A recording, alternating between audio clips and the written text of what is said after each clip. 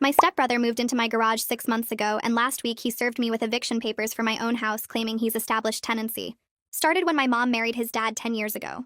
Jason was 25, living at home, working part-time at a vape shop. I was 22, in law school, working 2 jobs to pay tuition.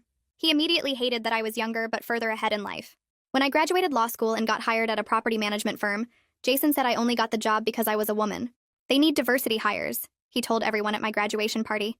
Real estate is easy when you're filling quotas. I specialized in tenant law and evictions. The irony wasn't lost on me when he called 6 months ago begging for a place to crash. Just for a few weeks, he promised, until I get my business off the ground. His business was now cryptocurrency trading. He'd lost $3,000 in the first month. I said no initially, but my mom called crying. He's family. He's struggling. You have that big house all to yourself. The house I'd bought with my own money after 5 years of working 70-hour weeks. Let him stay in the garage, she pleaded. He'll convert it to a living space. Add value to your property. Against every instinct, I agreed. Jason moved in with a truck full of garbage bags and promises to be the best roommate ever. He'd pay rent, help with maintenance, be quiet and respectful. The rent never came. Business is slow this month, became his monthly excuse. The garage conversion was just him hanging sheets from the ceiling and plugging in a space heater that tripled my electric bill. He had people over constantly, called them business meetings, but they were just other unemployed guys playing video games until 3 a.m. When I complained, he said I was stifling his networking. Month 3, he started using my kitchen because the garage didn't have one. Fair enough, except he never cleaned, never bought groceries, just ate my food and left dishes everywhere. I'll get groceries next week, he'd say, then show up with a bag of chips and call it even. Month 4, he was showering inside because the garage was too cold, using my washer and dryer. Just during business hours, he said. His business hours were apparently noon to midnight. Month 5, he started telling people he was a co-owner of the house. I heard him on a date call saying, "Yeah, I own property." Well, co-own. It's complicated. It wasn't complicated. His name wasn't on anything. Last week, everything changed. I came home to find an eviction notice taped to my own front door. Jason was standing there smirking. "What is this?" I asked. 30-day notice to vacate, he said. "I've established residency and I'm claiming the property under adverse possession laws." That's not how adverse possession works. "I've been here 6 months. I've improved the property. I have mail coming here. You accepted rent from me. You never paid rent. You accepted the promise of rent. That establishes a landlord-tenant relationship. But since I've also made improvements and you've been absent from the property during work hours, I'm claiming primary residency." "I work? That's not abandonment." My lawyer says different. "Jason, I'm a property lawyer. This is nonsense." "Is it? I've documented everything. The improvements I've made, the times you've been gone, the verbal agreements we've had. You can fight it, but that'll take months. Courts favor sitting tenants. Easier to just leave." "Leave my own house? I need it more. You're single, no kids. I'm trying to build a business, create jobs, contribute to the economy. This house is holding you back anyway. Too much responsibility for someone your age." I was 32. He was 35, living in my garage. "You have 72 hours to respond," he said. I'd start packing. I went inside, called my mentor from the firm. She laughed for 5 straight minutes. "He's trying to adverse possess a house he's lived in for 6 months? He thinks he's clever. Show him clever." I spent the next day pulling documents. The deed in my name only. Every utility bill I'd paid. My mortgage statements. Property tax receipts. Then the fun stuff. Security footage from my doorbell camera showing Jason entering as a guest. Text messages where he begged to stay temporarily. The lease agreement I'd drawn up that he'd refused to sign because family doesn't need contracts. His social media posts thanking me for letting him crash. Screenshots of him admitting to friends that he was broke and homeless. Day 3, I served him with my own papers. Real ones. Notice to quit for a month-to-month guest with no tenancy rights. Itemized bill for 6 months of utilities. Cease and desist for fraud and harassment. Criminal trespassing warning for the main house he'd been entering without permission. And my favorite, a lawsuit for damage to property and intentional infliction of emotional distress. His fake lawyer turned out to be some guy who'd taken one online legal course and charged desperate people for terrible advice. When Jason called him, he said to comply immediately, or face criminal charges. Jason stood in my doorway holding all the papers, crying. He kept saying he didn't know I was serious and that his lawyer promised this would work. I told him he had 24 hours to remove everything from the garage or I'd have it all put on the curb. He started stammering about needing more time and not having anywhere to go. I closed the door in his face while he was still talking. Through the window, I watched him stand there for another 5 minutes holding those papers before he finally walked back to the garage. My hands were shaking, but it felt good to finally draw a hard line after 6 months of his garbage. That night around 9, my phone rang with Jason's number. I didn't answer. He called 3 more times, then gave up. At 11 p.m., my phone rang again with Mom's name on the screen. I almost didn't answer, but I knew she'd just keep calling. She was crying before I even said hello. Jason had called her sobbing about how mean I was being, and how I was making him homeless over a simple misunderstanding. She demanded I give him another chance because family doesn't treat family this way. I reminded her that family also doesn't try to steal each other's houses with fake legal papers. She said I was being dramatic, and Jason was just confused about tenant rights. I told her Jason knew exactly what he was doing when he filed fraudulent documents and tried to evict me from my own property. She hung up on me. I didn't sleep much that night. The next morning I called work and took a personal day. I found a locksmith who could come out immediately and paid extra for the rush service. He changed the lock on my front door first, then the back door, then the side door I barely used. The door between the garage and the main house had been Jason's constant entry point, so I had that one changed too. The locksmith suggested a proper deadbolt on the garage exterior door since the existing lock was cheap and easy to pick. I agreed and kept the only key. The whole process took 3 hours and cost me $400, but it was worth every penny. I tested each lock twice to make sure they worked smoothly. Around noon, I heard a truck pull up outside. I looked through the window and saw Jason climbing out of a beat-up moving truck that was probably borrowed from one of his unemployed gaming friends. He tried his old key in the garage door and looked confused when it didn't work. Then he noticed the new deadbolt and his face turned red. He pulled out his phone and I could see him typing angrily. My phone buzzed with a text asking what I'd done to the lock. I didn't respond. He tried calling, but I declined it. After a few minutes, he gave up and started loading his stuff into the truck. All those garbage bags of clothes went in first. Then his gaming setup with the massive monitor and tangled cables. His friend's ratty couch that had been taking up half the garage. The space heater he'd been running constantly on my electric bill. He kept shooting angry looks toward my window, but he didn't try to come to the door. I figured Neville Ferguson must have explained what fraud charges would mean because Jason was being surprisingly compliant. The loading took about 2 hours. I watched the whole thing to make sure he actually left and didn't try to sneak anything into my main house. When the truck finally pulled away, I felt this huge weight lift off my shoulders. I waited 10 minutes to make sure he wasn't coming back, then went out to inspect the garage. The space heater was smashed on the floor with the cord ripped out. There were holes punched in the drywall at fist height.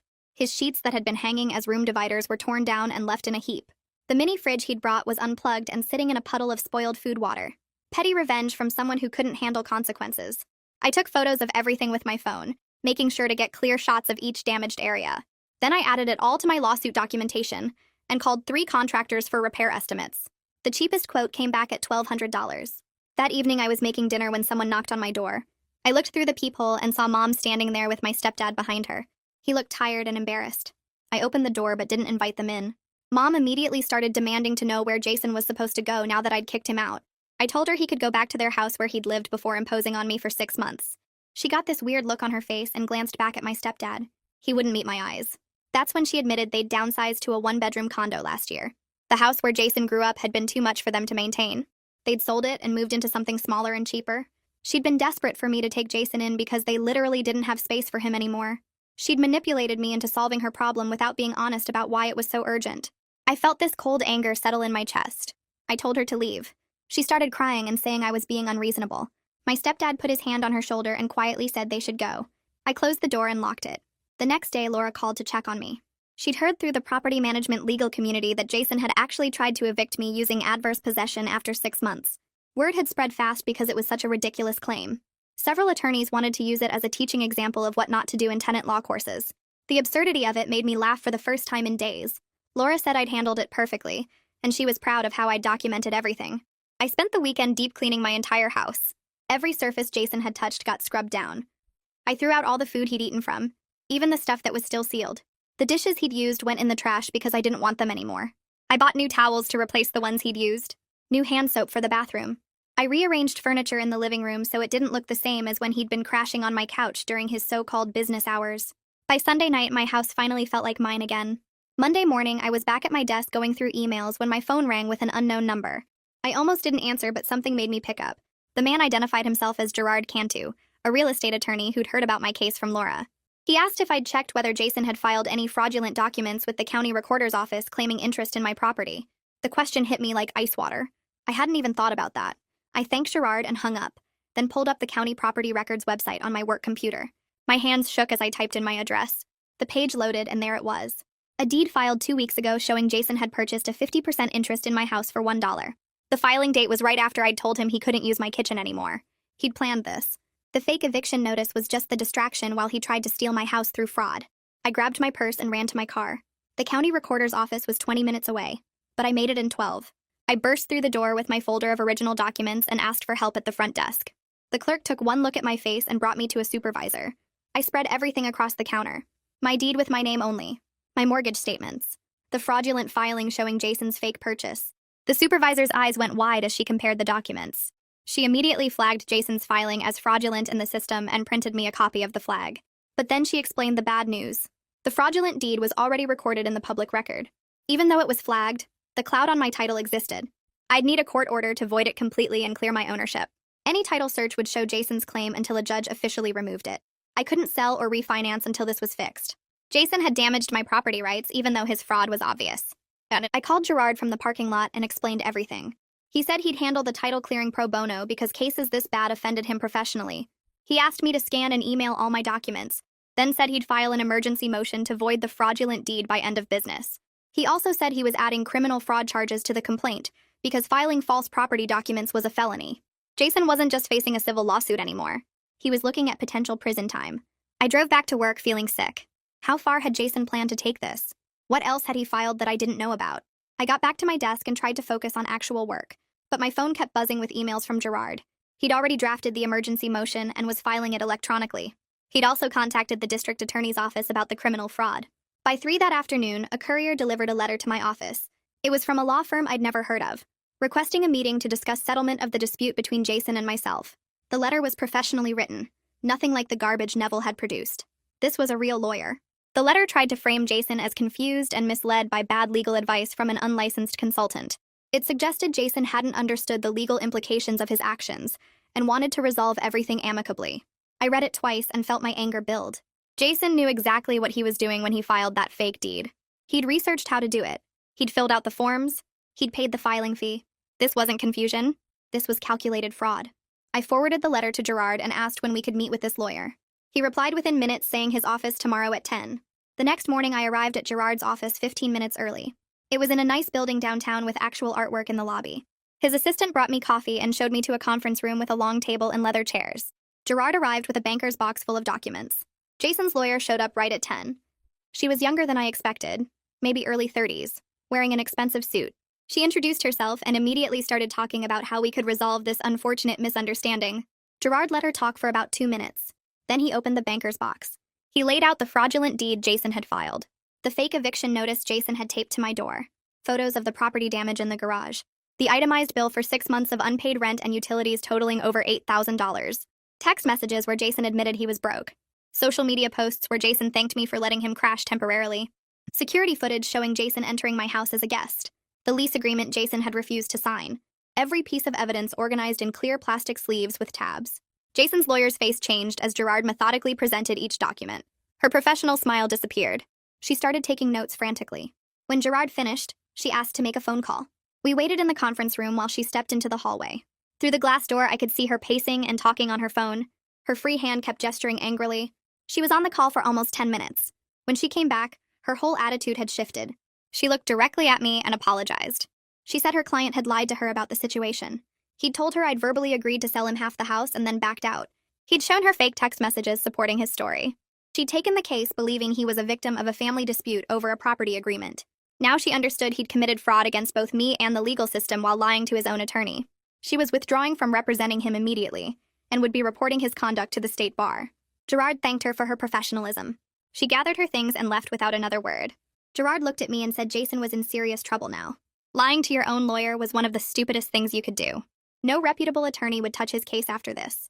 2 days later, I was at my desk reviewing a lease agreement when my assistant buzzed me. She said there was someone in the lobby asking to see me, but he wasn't on my calendar. Before I could ask who, she added that he seemed upset and was insisting it was urgent. I had a bad feeling. I walked to the lobby and found Jason standing there in wrinkled clothes. He looked like he hadn't slept. He started toward me saying we needed to talk. I backed up and told him to leave. He kept coming, saying I was ruining his life over a misunderstanding. I turned and walked quickly toward the security desk. The guard stood up as Jason followed me, his voice getting louder. I explained to the guard that this man was harassing me and I wanted him removed from the building. Jason started yelling that I was his sister and I couldn't do this to family. The guard called for backup and 2 more security officers appeared. They escorted Jason out while he shouted about how I'd regret this. My boss came out of her office and asked what happened. I explained the whole situation, the fake deed, the eviction attempt, everything. She listened carefully and then said I should get a restraining order. I hadn't thought of that, but it made perfect sense. Jason was escalating. First the legal fraud, now showing up at my workplace. What would he do next? I left work early and drove straight to the courthouse. The clerk gave me the paperwork for a temporary restraining order, and I filled it out in the waiting area. I documented Jason's fraudulent legal claims, his appearance at my workplace that morning, the threatening text messages he'd been sending about how I'd regret ruining his life. I attached copies of everything Gerard had compiled. The clerk reviewed my application and sent me to see a judge. The judge read through my documentation and asked a few questions. How long had Jason lived with me? Had he ever been violent? What was my relationship to him? I answered everything honestly. The judge granted the temporary restraining order immediately and set a hearing for a permanent order in 2 weeks. Jason had to stay at least 500 feet away from me, my home, and my workplace. Violating the order would result in immediate arrest. I left the courthouse with certified copies of the order. I felt safer but also guilty. This was my stepbrother. Mom was going to lose her mind. I got home and had maybe an hour of peace before my phone rang. Mom. I almost didn't answer, but I knew I had to eventually. I picked up and she was already crying. She'd heard about the restraining order from Jason. She said I was tearing the family apart. Jason was living in his car because no one would take him in. How could I do this to him? I took a deep breath and told her the truth. Jason tore the family apart when he tried to steal my house. He filed fraudulent legal documents. He showed up at my workplace harassing me. His homelessness was a consequence of his own choices, not my responsibility. She started yelling that I was heartless. That family helped family no matter what. That I'd always thought I was better than everyone else. I told her I had to go and hung up. My phone rang again immediately. I ignored it. It rang 4 more times before finally stopping. 10 minutes later, my phone rang with my stepdad's number. I answered cautiously. His voice was quiet and sad. He said he wanted to apologize for Mom's behavior. He'd been trying to get Jason to take responsibility for years, but Mom always made excuses for him. He said he was proud of me for standing up to both Jason and Mom's enabling. He hoped this would finally force Jason to grow up, though he wasn't optimistic. We talked for a few more minutes. He asked if I was okay, and I admitted I felt terrible despite knowing I'd done the right thing. He said that was normal, and it proved I had a good heart. Jason and Mom were the ones who should feel terrible but probably didn't. After we hung up, I sat in my kitchen and cried. Not for Jason. For the family I'd thought I had but apparently never did. Monday morning, I walked into the office trying to focus on work instead of family drama. Laura called me into her conference room and spread out a thick file across the table. A commercial property owner needed help evicting a business tenant who'd stopped paying rent 8 months ago, but refused to leave and was now claiming the lease was invalid due to building code violations they'd caused themselves. Laura said she wanted me to handle it because I understood tenant law better than anyone else at the firm, and she trusted my judgment completely. The case was worth serious money and would put me in front of major clients. I felt something loosen in my chest, like I'd been holding my breath waiting for someone to tell me I was still good at my job despite the mess at home. 2 weeks later, the permanent restraining order hearing arrived. I showed up with all my documentation organized in labeled folders. Gerard came as my attorney even though I didn't technically need one. Jason didn't show up at all. His lawyer had quit and he apparently couldn't afford another one or didn't think it mattered anymore. The judge reviewed my evidence for maybe 10 minutes. The doorbell footage showing Jason as a guest. The text messages begging for temporary help. The fraudulent eviction notice. The fake deed filing.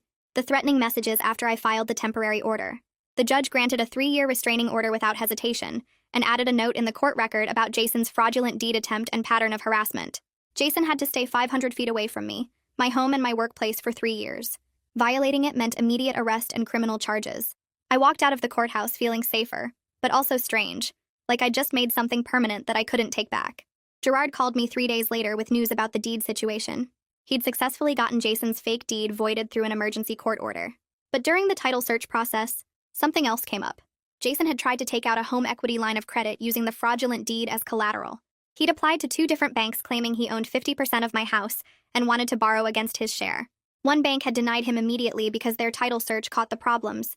The other bank had started processing the application before my emergency filing stopped it. Now both banks were pursuing criminal charges for mortgage fraud. Gerard explained that attempting to fraudulently obtain a mortgage was a felony that carried serious prison time, usually 2 to 5 years depending on the amount and circumstances. Jason had tried to borrow $80,000. I sat in my car outside Gerard's office feeling sick. This had gone so far beyond anything I'd intended when I first served him with eviction papers. I'd just wanted him out of my house. Now he was facing potential prison time. I knew he'd brought this entirely on himself by filing that fake deed and trying to steal my house, but I still felt guilty. He was family, even if he was a terrible person. That night I couldn't sleep. I kept thinking about Jason in prison and Mom blaming me forever and my stepdad caught in the middle. Requested Reds is on Spotify now. Check out link in the description or comments. The next morning, I looked up therapists who specialized in family conflict. I found Michelle Raymond, who had good reviews and availability that week. I made an appointment for Thursday afternoon. Michelle's office was small and comfortable with soft lighting and tissues on every surface. I told her everything. The garage situation. Jason's fraud attempt, the restraining order, the criminal charges, my mom's manipulation, the guilt I felt despite knowing I hadn't done anything wrong. Michelle listened without interrupting, and then asked me one question. When had I first learned that my needs didn't matter as much as keeping peace in the family? I started crying and couldn't stop for 10 minutes. Over the next few weeks, Michelle helped me understand that setting boundaries wasn't cruel, that protecting myself from someone trying to steal my house wasn't mean or vindictive, that Jason had made his own choices and earned his own consequences. She pointed out patterns I'd never noticed before, how Mom had been manipulating me since the marriage 10 years ago, how I was always the one expected to be reasonable, to compromise, to help out, how my success was treated as a resource for the family to use rather than something I'd earned, how every time I set a boundary, Mom framed it as selfishness. Michelle asked me to list times I'd been volunteered to solve family problems. I filled 2 pages. Times my own needs had been dismissed as selfish. Another 2 pages. I started recognizing the pattern in real time. 3 weeks after the restraining order, Mom sent a long email. She said she understood why I was angry. She said Jason had made mistakes, but everyone deserved forgiveness. She said she was asking me, as her daughter, to drop the lawsuit so Jason could move on with his life. The bank charges were out of my control, but I could at least stop pursuing him for damages and unpaid rent. She said holding on to anger would only hurt me in the long run. She said family was forever, and I'd regret destroying these relationships over money and pride. I read the email twice and then closed it. Michelle and I had talked about this exact scenario. Mom still wasn't acknowledging what Jason had actually done wrong. She wasn't apologizing for manipulating me into housing him. She wasn't taking any responsibility for enabling his behavior. She was just asking me to absorb more damage so Jason wouldn't have to face consequences. I didn't respond. The contractor finished repairing the garage damage in early November.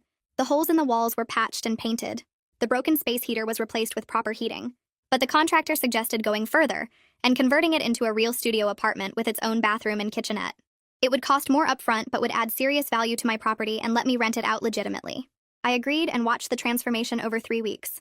Real walls instead of hanging sheets. A small bathroom with a shower. A kitchenette with a mini fridge and 2-burner stove. Proper insulation and climate control. It looked professional and livable. I decided to rent it out to cover the repair costs. This time I'd do everything right. Proper lease agreement, tenant screening, credit checks, references, everything I should have required from Jason but didn't because of family pressure. My first applicant was Ava DuPont, a graduate student working on her dissertation in environmental science. She needed quiet space away from roommate drama and campus noise.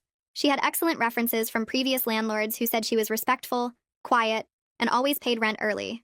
She had stable income from a teaching assistant position and a research grant. She read through the entire lease agreement carefully and asked smart questions about utilities and parking. Then she signed it without trying to negotiate away any terms or claim she deserved special treatment.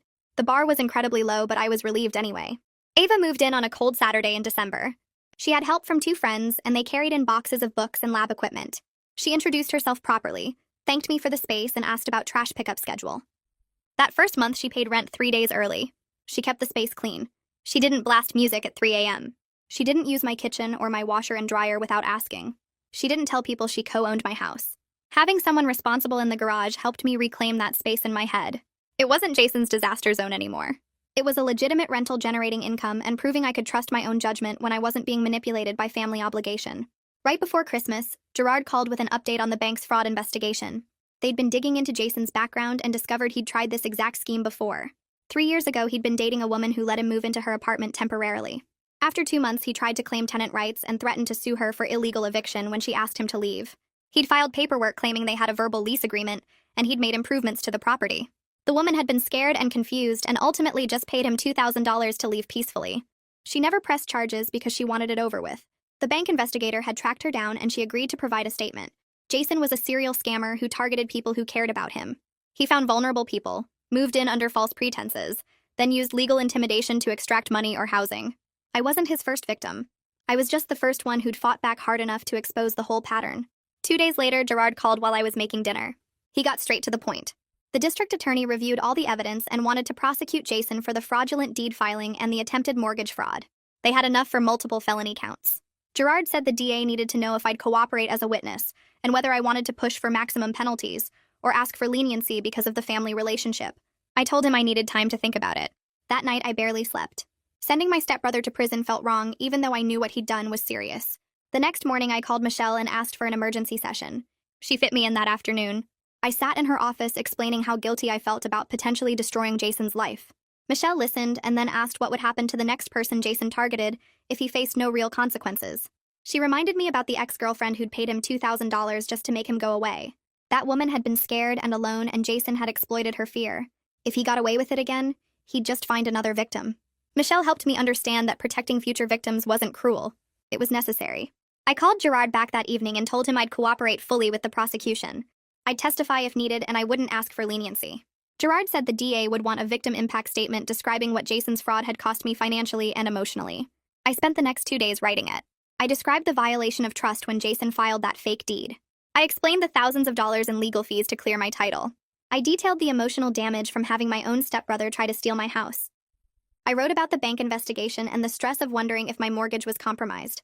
I included screenshots of Jason's threatening texts and copies of his fraudulent documents. When I finished, it was 12 pages long. I sent it to the DA's office and tried to focus on work while waiting for what would happen next. 3 weeks later, Gerard called to say Jason had been arrested that morning. Multiple counts of fraud, forgery, and attempted theft by deception. The bail was set high because of the previous victim coming forward with her own statement. Jason couldn't afford it, so he'd stay in jail until trial. An hour after Gerard's call, my phone rang with Mom's number. I almost didn't answer, but some part of me needed to hear what she'd say. She started screaming before I could even say hello. I'd destroyed her family. I'd sent my own brother to jail over a misunderstanding. Jason was confused and made mistakes, but I was being cruel and vindictive. I let her rant for about 30 seconds, and then I cut her off. I told her she destroyed our relationship 10 years ago, when she married into this family, and immediately started treating me like a resource instead of a daughter. She manipulated me into housing Jason without being honest about why she really needed him out of her condo. She enabled his entitlement and his cruelty toward me for a decade. She watched him try to steal my house, and her first response was to defend him. Jason wasn't confused. He knew exactly what he was doing because he'd done it before to someone else. Mom went silent for a moment and then said, "I'd regret this." She hung up. I sat there staring at my phone, feeling weirdly calm. 2 days later, my stepdad called and asked if we could meet for coffee. He sounded tired but determined. We met at a place near my office the next morning. He looked older than I remembered, more worn down. He ordered coffee and then told me he'd filed for separation from Mom the day before. I felt my stomach drop, even though part of me wasn't surprised. He explained that Mom's refusal to hold Jason accountable had been destroying their marriage for years. Every time Jason messed up, Mom made excuses. Every time someone tried to set boundaries with Jason, Mom played the victim. My stepdad had watched it happen over and over. But watching Mom enable Jason's attack on me was the final straw. He said he was done making excuses for both of them.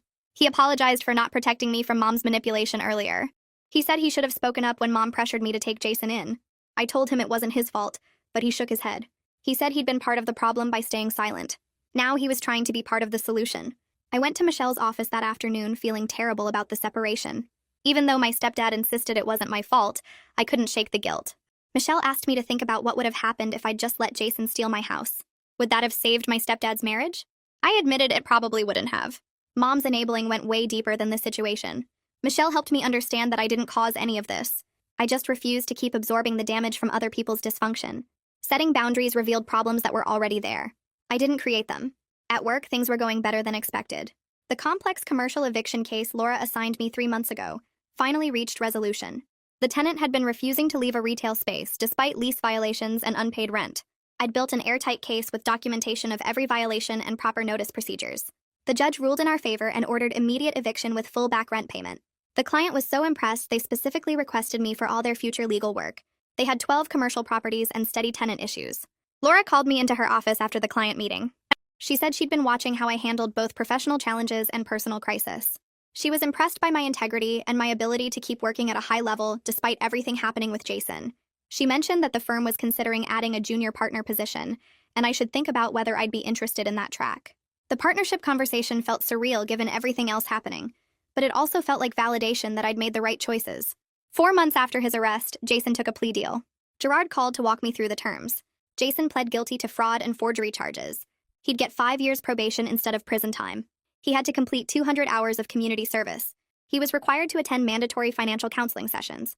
And he had to pay full restitution for all the damage and unpaid expenses, which totaled nearly $15,000 with legal fees included. The criminal record would follow him forever, showing up on background checks for jobs and housing. Gerard said Jason's lawyer had pushed hard for the deal because going to trial risked serious prison time. Jason took it because he had no other choice. A week after the plea deal, I got an email from Mom. The subject line was, "Final chance."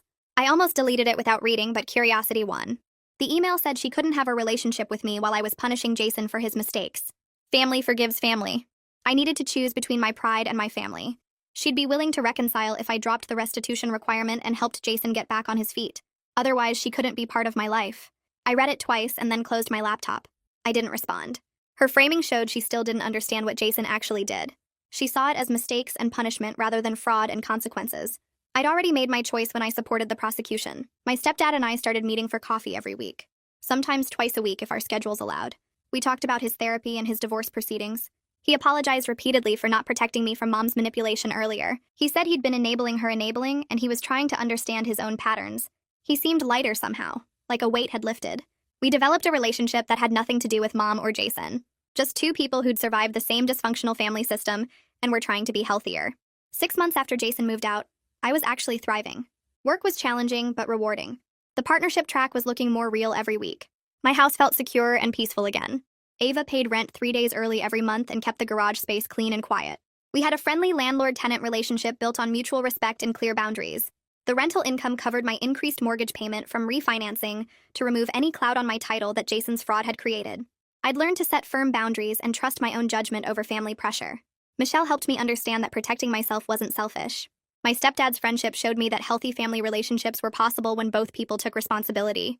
And Jason's consequences, while severe, had probably saved his next potential victim from going through what I did. 2 months later, Gerard called asking if I'd co-present with him at a property law conference about fraudulent deed schemes. He wanted to use my case as a teaching example for other lawyers on how to protect homeowners from similar scams. I said yes immediately because turning my nightmare into professional expertise felt empowering. We spent weeks preparing the presentation, pulling together all the documentation from Jason's case, and organizing it into a clear timeline that showed how the fraud developed. Gerard handled the technical legal analysis while I focused on the practical warning signs that property lawyers should watch for. The conference was in a hotel ballroom with about 200 attorneys from across the region. I stood at the podium next to Gerard and walked through Jason's fraudulent eviction notice, his fake adverse possession claim, and the forged deed he'd filed with the county. The audience took notes and asked questions about red flags and prevention strategies. After we finished, at least a dozen lawyers came up to talk. 3 of them had clients dealing with similar situations where family members or roommates tried to claim property rights they didn't have. One attorney told me about a case where an ex-boyfriend filed a fake quitclaim deed and tried to sell his former girlfriend's condo. Another described a tenant who forged lease documents to make it look like they'd been renting for years instead of months. I realized Jason's attempt was especially stupid because he didn't even understand basic property law. But fraudulent claims were way more common than I'd thought. People try these scams all the time because they think homeowners won't fight back or won't know how to respond legally. Gerard and I exchanged contact information with several attorneys who wanted to stay in touch about these cases. The next week, Laura called me into her office. She closed the door and told me the partners had been discussing my performance over the past year. She said I'd handled the Jason situation without letting it affect my work quality, and my expertise in tenant law had brought in several major clients. Then she offered me junior partner. The promotion came with a significant raise and my own office instead of the cubicle I'd been working in. I signed the partnership agreement that afternoon and spent the rest of the week moving into my new space. My office had a window overlooking downtown and enough room for a proper desk and client meeting area. I used part of my raise to hire contractors for a complete renovation of my main house. New paint in every room, replacing the carpet Jason had stained, updating the kitchen cabinets he'd damaged. I bought new furniture that actually matched instead of the random pieces I'd collected over the years. The whole place felt different, like it was truly mine instead of the space Jason had invaded. When the renovation finished, I hosted a housewarming party and was invited colleagues from the firm, plus the few real friends I'd maintained outside of work. People brought wine and food, complimented the renovations, and nobody asked about Jason or the drama because they knew me as a successful lawyer, not someone dealing with family dysfunction. Around this same time, Jason finished his community service requirement. His probation officer contacted me to verify he'd completed the hours picking up trash along the highway and working at a food bank. He also started making restitution payments, though at $50 per month it would take him over 20 years to repay the $15,000 he owed. The probation officer called every few months asking if I'd received the payments and if Jason had contacted me in violation of the restraining order. I answered factually without adding commentary about what Jason deserved or how I felt about the situation. My stepdad sent me a text saying Mom wanted to reconcile. He forwarded her message which said she'd been thinking about our relationship and missed having me in her life. But the whole message focused on whether I was ready to forgive, rather than acknowledging what she'd actually done wrong. She wanted me to understand that Jason had been struggling, and she'd only been trying to help family. I texted my stepdad back saying I was open to rebuilding our relationship when Mom was ready to take real accountability for manipulating me into housing Jason, and then choosing his side when he committed fraud. I added that I wasn't holding my breath because she'd shown me exactly where I ranked in her priorities. 3 months after that, my stepdad's divorce was finalized. He moved into a small one-bedroom apartment about 15 minutes from my house. We started having dinner together every week, sometimes twice if our schedules worked out. He looked healthier and more relaxed than I'd seen him in years. He told me that not constantly managing Mom's drama and Jason's schemes had lifted a weight he didn't even realize he'd been carrying. We talked about normal things like his new hobby of woodworking and my cases at work. Sometimes we discussed the family situation, but mostly we just built a relationship that had nothing to do with Mom or Jason. A full year after Jason's eviction attempt, I sat in my renovated living room and realized I was genuinely happy. Work was challenging but rewarding. The partnership track was real. My house felt secure and peaceful. I'd learned to set firm boundaries and trust my professional judgment over family pressure. Michelle had helped me recognize manipulation patterns before they cost me, and I'd stopped feeling guilty for protecting myself. The biggest lesson was understanding that family doesn't get unlimited chances to hurt you just because you share DNA or history. That same month, Ava told me she wanted to renew her lease for another year. She'd been the perfect tenant, paying rent early every month and keeping the garage space clean and quiet. We had a friendly professional relationship built on clear expectations and mutual respect. I realized I'd successfully turned the garage from a symbol of violation into a legitimate income source. The rental money covered my higher mortgage payment and proved that the whole situation with Jason, as terrible as it was, had taught me that protecting myself wasn't selfish. It was necessary for survival. I was sitting in my home office on a Saturday morning reviewing contracts for an upcoming case when an email notification popped up. The sender was a young lawyer from a firm 2 towns over. She wrote that she had a client whose brother-in-law moved into their basement 3 months ago and was now refusing to leave while claiming tenant rights. She'd heard about my case through the property law conference presentation and wondered if I had any advice. I smiled and opened a new reply window. I started typing a detailed response about documentation requirements, the difference between guests and tenants, and how to build an airtight case for removal. I explained the importance of security footage, text messages, and social media posts that proved the person's actual status. I told her about common fraudulent claims and how to counter them before they escalated. Writing that email felt like closing a circle, using my nightmare experience to help someone else avoid the same trap Jason had set for me. That's how it went down from my side. What about you? Leave your version in the comments. I always love seeing how differently everyone sees it.